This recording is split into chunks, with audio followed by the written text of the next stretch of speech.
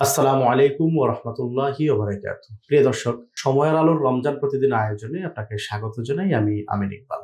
দর্শক, রমজান চলছে, একই সঙ্গে আমাদের ঈদ কেনাকাটাও কিন্তু বন্ধ নেই। আমরা ইতিমধ্যে অনেকেই ঈদের কেনাকাটা করে ফেলেছি, অনেকে হয়তো করবার চিন্তা করছি। কিন্তু আমরা একবারও কি চিন্তা করেছি ঈদ কেনাকাটায় কোন মানুষটার কথা আমি ভুলে যাচ্ছি, অথবা ঈদ কেনাকাটা করতে গিয়ে আমি রমজানের কোন ইবাদতটা মিস করছি? চলুন এই বিষয়ে কথা শুনতে থাকি আজকের অতিথির কাছ থেকে। আমাদের সঙ্গে আজ যুক্ত আছেন বিশিষ্ট ইসলামী চিন্তাবিদ, লেখক, গবেষক, আলেম মাওলানা আলী হাসান তৈয়ব।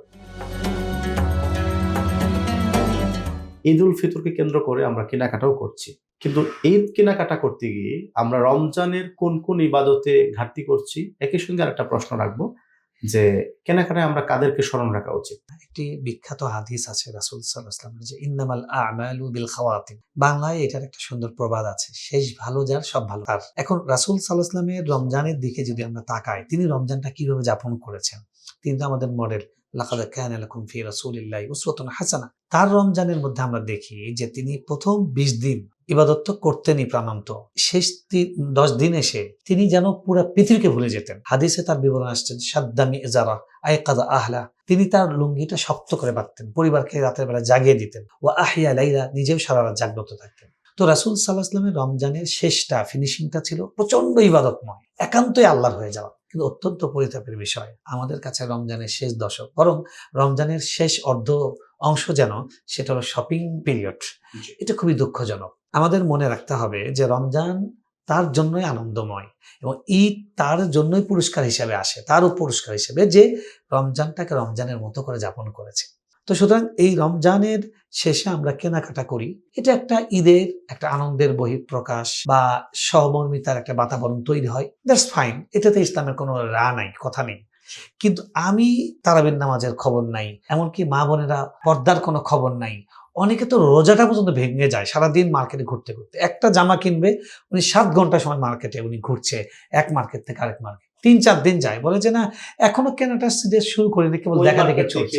হ্যাঁ, তো আপনি 500 টাকা বাঁচাবেন, 1000 টাকা বাঁচাবেন, কিন্তু আপনার একটা ওয়াক্ত রোজার একটা দিন, একটা মুহূর্তের দাম কত? তো এই জন্য আল্লাহ কোরআনে বলেছেন যে ইস্তারাউ বিহি সামানান কালিলা, দামি জিনিস দিয়ে তারা অল্প দামের জিনিস কেনে। তো রমজানের এই সময়গুলো একদম মহার্ঘ, মহামূল্য। তো রমজানের শেষে এসে আমরা কেনাকাটার সময় দিব ওকে যত কম সময় দেওয়া যায়, এবং যেটা আমার ইবাদতে ব্যত্যয় ঘটাবে না, ক্ষতি করবে না, এবং পর্দা রক্ষা করা, তারপরে অপচয় থেকে বেঁচে চলা, এই যে ইসলামের মৌলিক বিধানগুলো আছে এগুলো খেয়াল রাখা। আর এই যে আমি কিছু ইবাদতের দামি সময় নষ্ট করে দুনিয়ার পেছনে ব্যয় করছি, এটাকেও আমি ইবাদতে কনভার্ট করতে পারি, যেটা আপনি শিরোনাম দিয়েছেন বা শুরুতে বলেছেন, যে আমি কেনাটা শুধু নিজের বউ বাচ্চাকে খুশি করলাম, নিজের স্ত্রী সন্তানের ঈদটাকে আনন্দময় করলাম, সেরকম নয়। আমি কেনার সময় প্রথমেই যেন আমার গ্রামে আমার মা আছেন, তার কথা মনে পড়ে, আমার একটা ভাগ্নি আছেন, আমার একটা বোন আছেন গরিব, একটা ভাই আছে সে অসুস্থ, সেটা যেন মনে থাকে। আমি কেনার আগে তাকে কিছু টাকা পাঠাই যে ভাই তোমরা কেনাকাটা করো। ইভেন আপনার মহল্লার মসজিদ যেখানে আপনি তারাবি পড়ছেন, ওই তারাবির 3-4 পড়াচ্ছেন ইমাম, তার কথাও যেন মনে থাকে। আমি তো বলি প্রত্যেক রমজানের শেষের দিকে যে আমরা যা শপিং এর জন্য বাজেট করব, আমাদের ফ্যামিলি মেম্বার যদি 3 জন হয় 4 জন ধরবো, 5 জন হলে 6 জন ধরবো, 1-2 মেম্বারকে বাড়িয়ে ধরেন যে এই মেম্বারটাকে আমি আল্লাহকে খুশি করার জন্য এই মেম্বারের জন্য শপিং করব।